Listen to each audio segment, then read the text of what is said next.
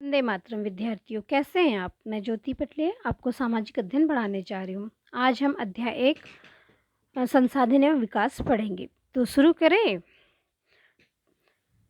संसाधन होता क्या है? What is the meaning of resources and what is the meaning of development? प्रकृति में प्राप्त वस्तुओं का उपयोग करके हम अपने जीवन को आरामदायक बनाते हैं, वही हमारे लिए संसाधन है। और जितनी आरामदायक हमारी ज़िंदगी होगी उसे हम विकास के इसमें रखते हैं। प्रकृति से प्राप्त विविध वस्तुएं जो हमारी आवश्यकता को पूरा करने में प्रयुक्त होती है, जिनको बनाने के लिए हम प्रौद्योगिकी का उपलब्ध है, जो आर्थिक रूप से संभाव्य और सांस्कृतिक रूप से मान्य है, संसाधन कहलाती है। इसका मतलब कि जो संसाधन वे चीज़ें होती हैं जो हमें प्रकृति में अलग अलग जगह पे अलग अलग में मिलती है और हम अपनी आवश्यकता की उससे पूर्ति करते हैं। जो हमारी नीड्स होती है उसको हम फुलफिल करते हैं, वे होते हैं संसाधन। संसाधन जीवमंडल से प्राप्त संसाधन को हम जैव संसाधन कहते हैं और निर्जीव वस्तुओं से निर्मित संसाधन को हम अजैव संसाधन कहते हैं। वे संसाधन जिन्हें विभिन्न भौतिक, रासायनिक अथवा यांत्रिक प्रक्रियाओं द्वारा पुनः उपयोगी बनाया जा सकता है, वे नवीनीकरण संसाधन कहलाते हैं, जैसे वायु, जल, सूर्य का प्रकाश आदि। अर्थात प्रकृति में जो चीज़ हमें मुफ्त मिलती है, जिनका हम बिना किसी खर्च किए, बिना किसी कॉस्ट पे किए यूज़ करते हैं, वे होते हैं। और जो वे होते हैं नवीनीकरण संसाधन।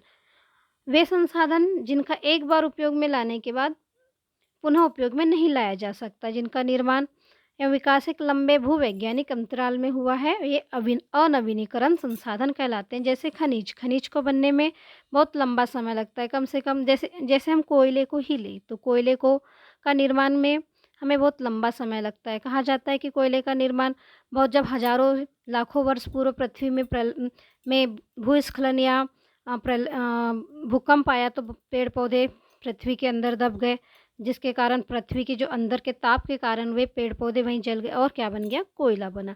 पर जब हम इनका दोहन करते जाएंगे तो ये एक सीमित मात्रा में होते हैं। इनका दोहन के बाद ये तुरंत नहीं बनते हैं, बनने की प्रक्रिया बहुत लंबी है। तो ये अनवीनीकरण संसाधन कहलाते हैं। अगर हम इनका ऐसी अनियमितता से उपयोग करते रहे, अंधाधुंध उपयोग करते रहे, तो एक न एक दिन ये खत्म हो जाएंगे। निस्वामित्व वाले व्यक्तिगत संसाधन वे संसाधन होते हैं जो हमारे खुद के होते हैं, जैसे हमारी खुद की साइकिल, हमारी खुद की पेन, हमारी खुद की पुस्तकें। इस प्रकार से वे संसाधन जिनका उपयोग समुदाय के सभी लोग कर सकते हैं, सामुदायिक संसाधन कहलाते हैं। ऐसे संसाधन जिनका उपयोग, जैसे नदी है, ये प्राकृतिक संसाधन है, इस पे किसी का एक का अधिकार नहीं होता, ये सामुदायिक संसाधन है। किसी भी प्रकार का संसाधन जो राष्ट्र की भौगोलिक सीमा के भीतर मौजूद है, राष्ट्रीय संसाधन कहलाते हैं।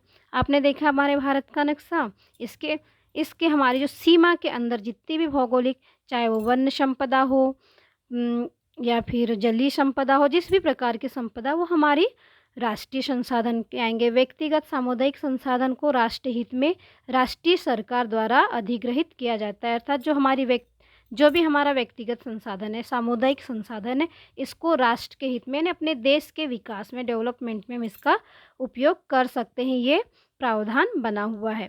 वे संसाधन जो किसी क्षेत्र में विद्यमान तो हैं परंतु इनका उपयोग नहीं हो रहा है, संभावित संसाधन कहलाते हैं। संभावित संसाधन वे हैं जो हैं जिनका हमें अभी पता नहीं है कि वो भूगर्भ में रखा हुआ है या भूगर्भ में है, उसका हमें पता नहीं है, तो संभाव्य संसाधन कहलाते हैं। वे संसाधन जिनका सर्वेक्षण किया जा चुका है, इनके उपयोग की गुणवत्ता तथा मात्रा निर्धारित हो चुकी है, उन्हें विकसित संसाधन कहते हैं।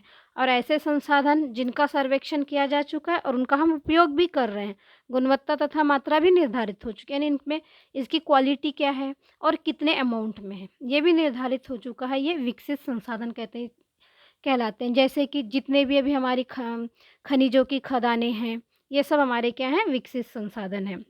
अच्छा, आप जानते हैं हमारे बालाघाट जिला में कौन कौन से खनिज मिलते हैं? आप कमेंट बॉक्स में लिख के बताइएगा। प्रकृति में उपलब्ध होने वाले वे पदार्थ जो मानव की आवश्यकताओं की पूर्ति कर सकते हैं, लेकिन तकनीकी ज्ञान न होने के या पूरी तरह से विकसित न होने के कारण पहुँच के बाहर है, भंडार कहलाते हैं। भंडार में क्या होते हैं? प्रकृति में रखे तो हैं ये, पदार्थ, मानव की आवश्यकता भी ये पूरी कर सकते हैं, लेकिन अभी हमें तकनीकी ज्ञान यानी हमें पता ही नहीं कि यहाँ ये चीज़ है, क्योंकि इन चीज़ों का पता करने के लिए भी हमें आज टेक्नोलॉजी लगती है और उस पूरी तरह से विकसित नहीं हो पाया, ये सिर्फ भंडारण कहलाते हैं। सतत पोषणीय विकास, इस तरीके से विकास किया जाए जिससे पर्यावरण को हानि न पहुंचे तथा वर्तमान में किए जा रहे विकास के द्वारा भावी पीढ़ियों की आवश्यकता की अवहेलना न हो।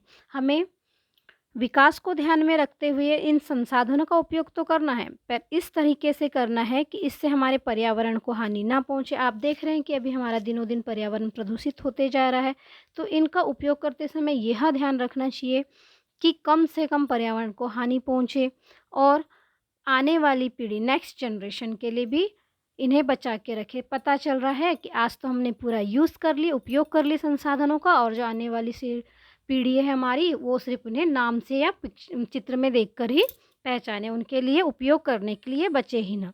इसलिए जो भी प्राकृतिक संसाधन है, इनका उपयोग हमें बड़े सोच समझ के और मितव्ययिता के साथ करना चाहिए।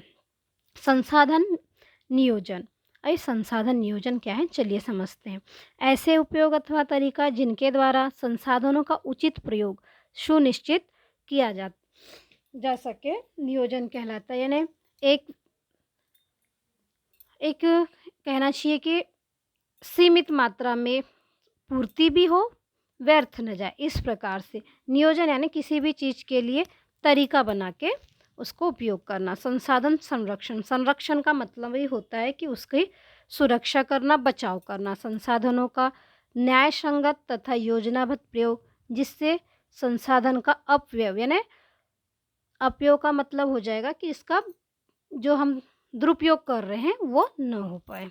भूमि निम्नीकरण, विभिन्न प्राकृतिक तथा मानवीय क्रियाकलापों द्वारा मृदा का कृषि के योग्य न रह पाना। भूमि निम्नीकरण क्या कहलाता है कि हम कई प्रकार से प्रकृति और अपनी क्रियाकलाप करते हैं, जिससे क्या होती है, मिट्टी उपयोगी बंजर होते जा रही, ऊसर होते जा रही है। तो ऐसा भी उपयोग हम ना करें कोई भी चीज़ का, या ऐसा कोई काम ना करें जिससे कि हमारी जो मिट्टी है, मृदा है, वो प्रदूषित हो, क्योंकि मिट्टी ही एक ऐसी चीज़ है या ऐसा संसाधन है जिसका उपयोग करने से हमें कृषि योग्य भूमि मिलती है, या मिट्टी पर ही हम विभिन्न प्रकार की फसलों का उपज लेते हैं। तो मिट्टी को हमें बचा के या मिट्टी के निम्नीकरण से हमको क्या करना है, रोकना है। मिट्टी का निम्नीकरण हमें या भूमि का निम्नीकरण हमें रोकना है। निवल अथवा शुद्ध बोया गया क्षेत्र। निवल अथवा शुद्ध बोया गया क्षेत्र वह क्षेत्र है जहाँ वर्ष में एक बार या एक से अधिक बार कृषि की गई हो। क्या होता है ये, जहाँ पर खरीफ की और रबी की फसल दोनों फसल ली गई हो। कुल बोया गया क्षेत्र वह होता है जहाँ पर शुद्ध बीज धरती का उस भूमि का क्षेत्रफल निकाला जाता है कि कितनी भूमि तो है, पर उसमें कितनी भूमि पर उपज ली गई है। परती भूमि का वह खंड जिस पे खेती ही नहीं की जाती, खाली छोड़ दी जाती है, या तो ऊसर भूमि होती है या फिर ऐसी भूमि होती है जो किसी काम की नहीं रहती है। बंजर भूमि, वह भूमिखंड जिस पर कोई पैदावार ही नहीं होती, पहाड़ी, रेतीली अथवा दलदली भूमि को आप देखते हैं वहाँ हम फसल उगा नहीं सकते हैं। लेटराइट मृदा, अधिक वर्षा वाले क्षेत्रों में मिट्टी की ऊपरी परत का तेजी से कटाव के कारण मृदा निर्मित होती है, उसे हम क्या कहते हैं, लेटेराइट मिट्टी कहते हैं। जहाँ पर बहुत ज़्यादा वर्षा होती है, वर्षा के पानी के साथ मिट्टी बह के आ जाती है पहाड़ी क्षेत्रों से, और मैदानी भाग में वही पानी बह जाता है और मिट्टी जम जाती है, वो लेटेराइट मिट्टी कहती है। मृदा अपरदन, प्राकृतिक कार्यों द्वारा मृदा का एक स्थान से हटना, जैसे मृदा अपरदन अत्यधिक वर्षा के कारण भी होता है, पेड़ों की कमी के कारण भी होता है, ये मृदा अपरदन के कारण है। उत्खाद भूमि क्या होती है, प्रभावित जल तथा पवनों के द्वारा किए जाने वाला मृदा अपरदन से उत्खाद भूमि का निर्माण होता है। जैसे अभी हमने बताया कि मृदा अपरदन क्या होता है, तो मिट्टी कहीं ना कहीं से बह के कहीं दूसरी जगह चले जाती है, हवा के माध्यम से और पानी के माध्यम से, दो माध्यम से जाती है, और ये मिट्टी कहीं जाके जमा हो जाती है, तो उसे भूमि का उत्खात निर्माण कहलाते हैं।